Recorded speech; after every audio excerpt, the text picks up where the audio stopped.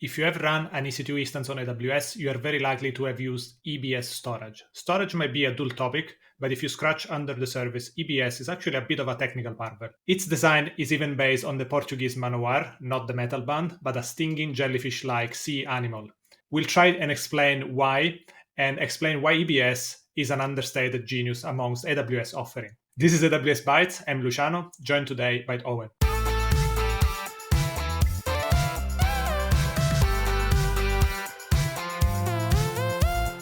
AWS Bites is brought to you by fourTheorem, an AWS partner that does cloud stuff in a really, really good way.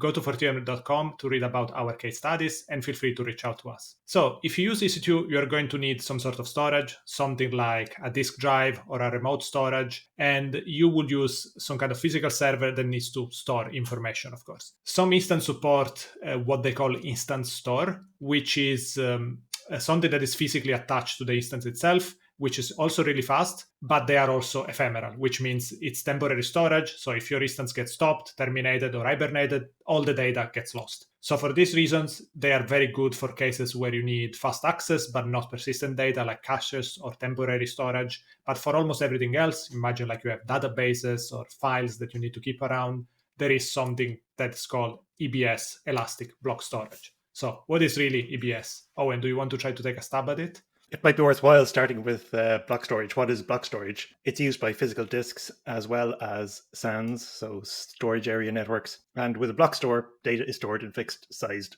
blocks. That's how it gets its name. If you imagine old school traditional spinning disks, these blocks related to physical sectors. And then with software or network-based storage, dividing a storage volume into blocks can actually be used to achieve resilience and performance if you optimize how those blocks are read and written. So when you create a file system on top of a block storage device, file reads and writes are translated to reads and writes of individual blocks. And the volume might also have some form of caching built in. So what about EBS then? Well, EBS is a kind of block store, hence the name, and it's a service that allows you to create storage volumes in AWS that can be attached to EC2 instances, and now actually ECS containers, so we'll talk a little bit about that later. The volumes themselves exist independently of the EC2 instances, so they can be detached and reattached to other instances. And they give you really good performance. They also give you different options, so you can balance the cost and performance factors. In terms of size, they can go from 1 gigabyte all the way up to 64 terabytes.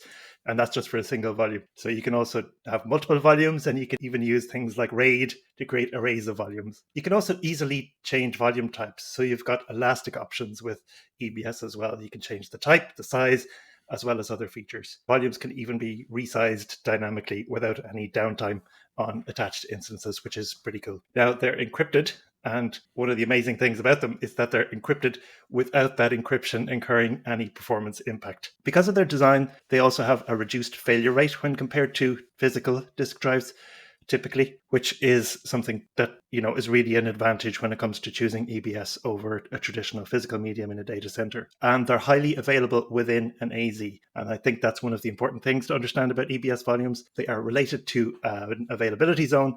Within that AZ, there is redundancy when it comes to the storage and failure of components of the EBS volume, but they're still within one availability zone. So if you want to make them more resilient, you can do that by taking EBS Snapshots. And these are backed by S3, so then they're stored in multiple AZs. Another point to mention is that we're talking about EC2. EBS volumes are, of course, also used by RDS for storage. So when you're creating databases in RDS, you will choose EBS volume types when you're creating them. It doesn't apply to Aurora because Aurora has its own very special storage mechanism, which we might talk about in another future episode. One of the neat features of EBS is snapshots, and we just referred to them there, but it's worthwhile going into them in a bit more detail. What do you think? Yes. So snapshots are point-in-time backups, and that backup will contain the entirety of your EBS volume. And they will be stored in S3. So that means that by default, you just get the 11 nines of durability that S3 gives you. It needs to be monitored for cost because, of course, if you have large volumes, you are effectively replicating all of that data into S3, and that comes with a cost. And if you are not careful, that cost is going to build up, right? But there is actually an interesting feature there because these backups are incremental. So only the data that has changed from the previous snapshot is actually stored.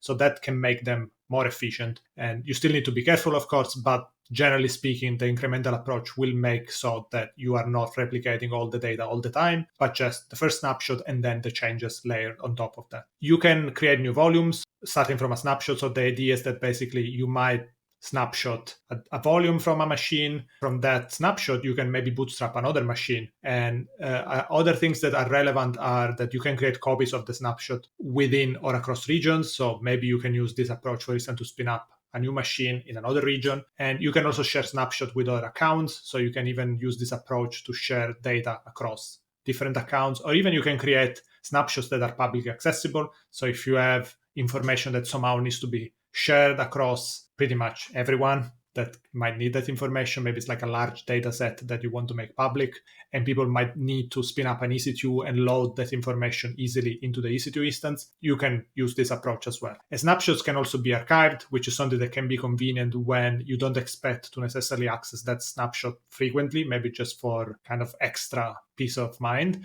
That will help you to reduce the cost. So you just take the snapshot, archive it, and it's going to be there for like 90 days or more, for example.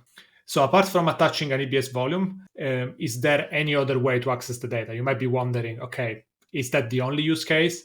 There is actually a very interesting API that is something that I came across only very recently. So it's a little bit of something that is not necessarily well known to everybody, and it's what is called the Direct API. We will have a link in the show notes with all the documentation and some examples, but generally speaking, it's kind of a lower level API that allows you to access directly the EBS snapshot data. So without having to mount a volume into an EC2 instance. And this is probably a bit of a niche use case that is used maybe if you are a vendor that wants to provide some kind of backup DR kind of extra facility.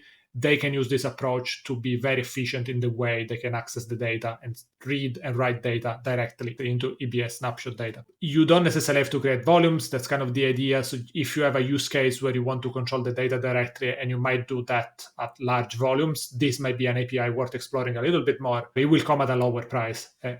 That's kind of the idea. We mentioned that EBS itself is a bit of a technical wonder in AWS. So what is this magic? How does it work under the hood? Well, I can't explain all the details because I don't have access to all the details. And if I did, I probably wouldn't understand them. But one of the interesting things, I suppose, fundamentally, is that it's not directly attached to physical storage. It's accessed by instances over a network, but it appears to the operating system like a physical disk. Now, there is a paper, there is an academic paper published by AWS on how they evolved their internal configuration management system. And the paper is called Millions of Tiny Databases, which gives you a hint as to how that's architected. The idea is that in the configuration management system for EBS, it uses cells which are fault-tolerant units that manage a small portion of EBS data.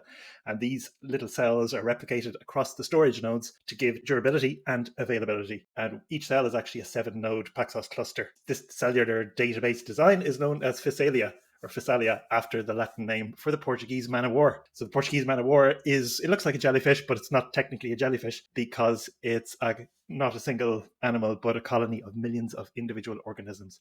So I guess the team thought that this was a good fit for the Physalia EBS architecture, which is built basically on a colony of individual distributed database cells. So it's difficult to really wrap your head around the idea that this high performance storage system is actually backed by millions of tiny distributed databases that give you durability, high availability, and consistency that you need. And if you have a look at that paper, like a lot of distributed systems papers, it'll talk about the CAP theorem, which is the famous theorem that describes in a distributed system, you can have 2 out of the 3 when it comes to consistency, availability, and partitioning. Now, consistency and partitioning are non-negotiable in the context of EBS. You have to have consistency when it comes to block storage.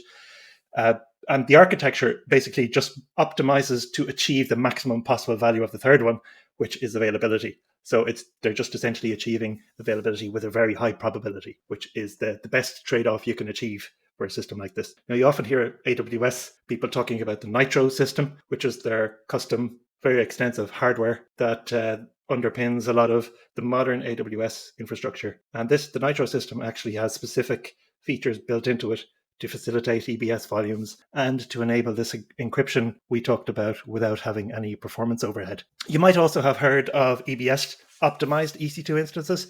Because it's a network-based file system, these instances actually have dedicated bandwidth, so they give you more guarantees around the bandwidth you have when accessing EBS. So that's as much, I think, as I can say about the internals of EBS. Feel free to check out the paper if that kind of thing floats your boat. When it comes to actually using them as an end user, though, one of the things I find is that if you're not used to EBS, suddenly all you want is a disk, but you're confronted by all these different terms that seem very confusing, and there's a lot of different options, and people talk about IOPS, and it's very easy to get lost and confused. So should we try and do our best to explain these concepts, at least at a high level, without boring everybody to death? I agree, and it's something that, to be honest, I still get confused about every once in a while, so it's definitely good for me to also go over all of it again and try to finally memorize all these different concepts. So we have at least 3 different pieces of terminology that can be confusing and something that we need to know, and we're talking about volume types, throughput, and IOPS. And those are really important, not just because you'll need to make the choice, right? As you said, you just need a disk, but you don't just get to pick a random disk. You need to decide based on these options. So definitely something you need to be aware. But the other element is that it has a massive correlation with the cost. So cost is definitely based on the different values that you pick when it comes to these options. So it's important to understand the meaning and the associated pricing so that you can avoid some kind of random bill shock just because you provision a disk and you didn't know what you picked. So let's start with IOPS. What is an IOPS? It basically means IO input output per second, and it identifies the number of IO operations that you can perform every second. So what is an IO operation, you might ask? And this is basically either a read or a write of either 16 kilobytes, 64 kilobytes, or 1 megabyte, depending on the EBS volume type. So you are effectively reading or writing a certain amount of data. That's an operation.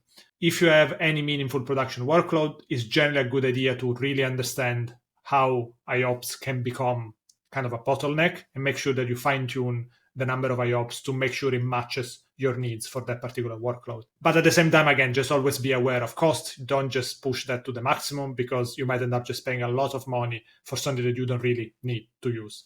So instead, what are volume types? This can be a little bit confusing because there are many different options, but let's try to cover the broad categories and how to think about them so that you can choose somewhat consciously. So you have one category of volume type, which is basically SSD, so solid states, like, I don't know, the flash memory that you have in your phone, or probably if you have a very modern laptop, they will have some kind of SSD inside. Then the other option is HDD, so the old school spinning mechanical disks. It's another option, and there are slightly different trade-offs in terms of performance and cost, but you can make this option. With SSD, you have general purpose SSD and provision IOPS types. So this is a kind of a subcategory when you pick SSD. Then if you go with HDD, you can pick either throughput optimize or cold HDD.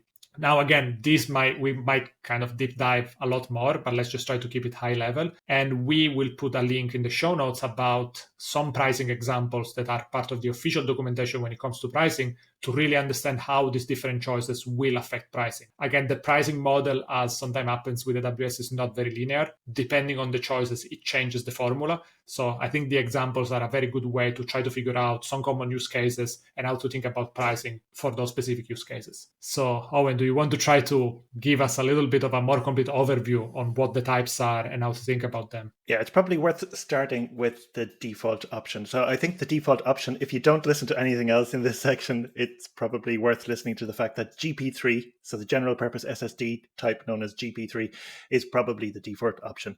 And if you're not sure or you can't be bothered learning the rest of them, I would say go with that one. This one is the one that measures IOPS with 64 kilobyte IO units. So when we talk about IOPS, the different types can have different IO unit size. So you need to think about two things: the number of IO operations you might want to perform per second, but also the throughput. And these things are two different dimensions. They're slightly related, but you need to think about them separately.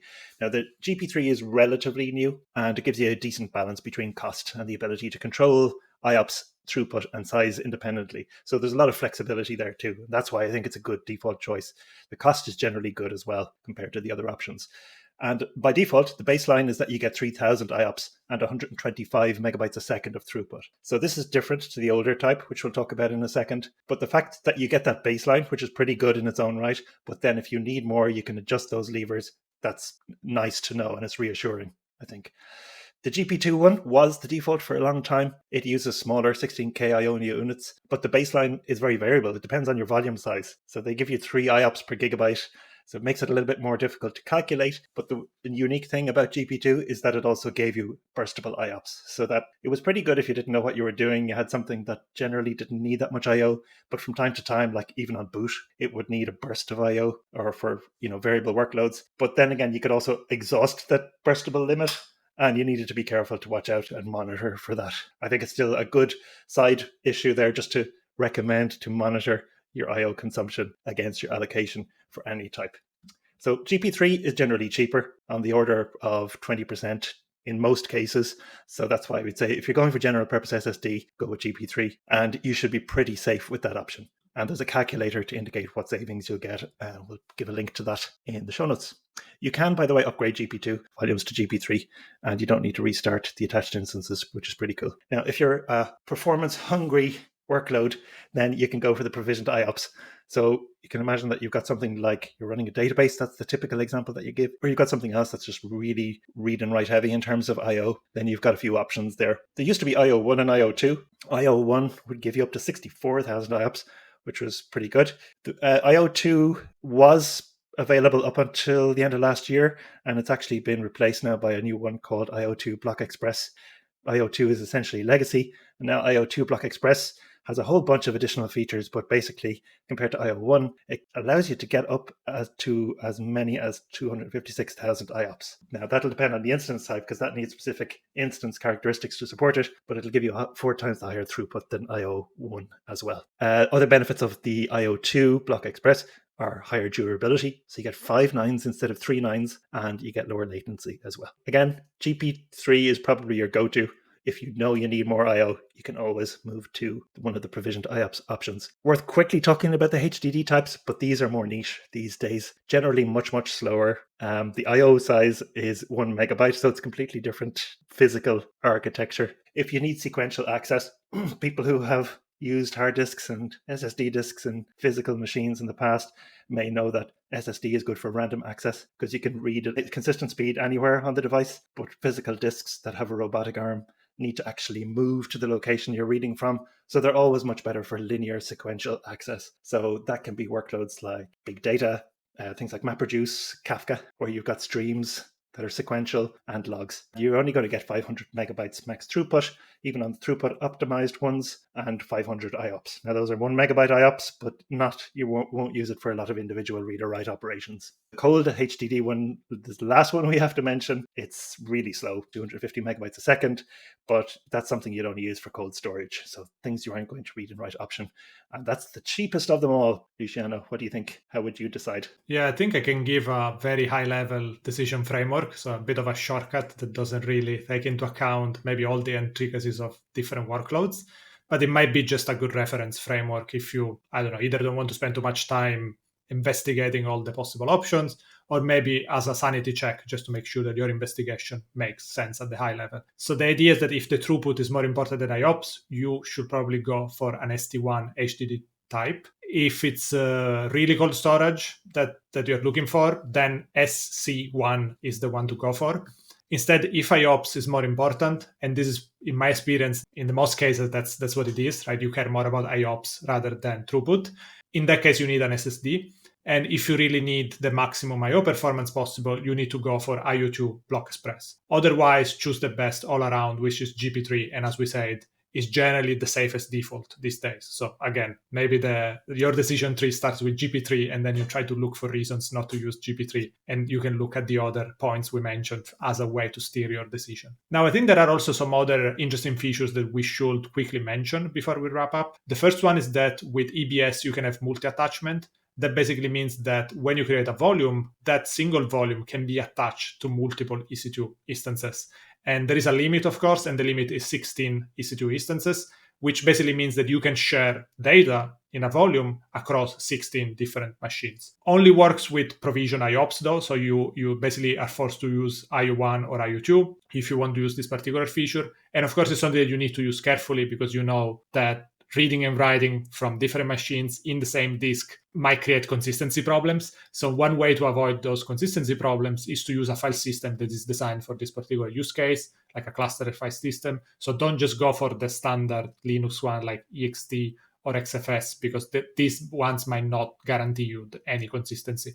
There are, of course, other options if you want to do something like this. Probably you are thinking about NFS or EFS on AWS, or maybe FSX. And these are designed for sharing data across many devices. So probably these are more scalable options. Generally speaking, they might be more suitable for this kind of use case, but we thought it was worth mentioning the idea of multi-attachment. Maybe for specific use cases, you maybe have a cluster of a few machines. It might be an easy way to just be able to share information across these machines. And the last thing that I want to mention is that there is ECS support, which basically means that you can configure tasks or services to create EBS volumes when they are launched or deployed, but you cannot attach an existing EBS volume. The thing that you could do is that you could do a snapshot, and then you can create an EBS volume from a snapshot. So again, in the use case where you might have datasets that you have created before and you want to be able to consume those datasets from an ECS cluster, this could be one way of giving your cluster access to that data.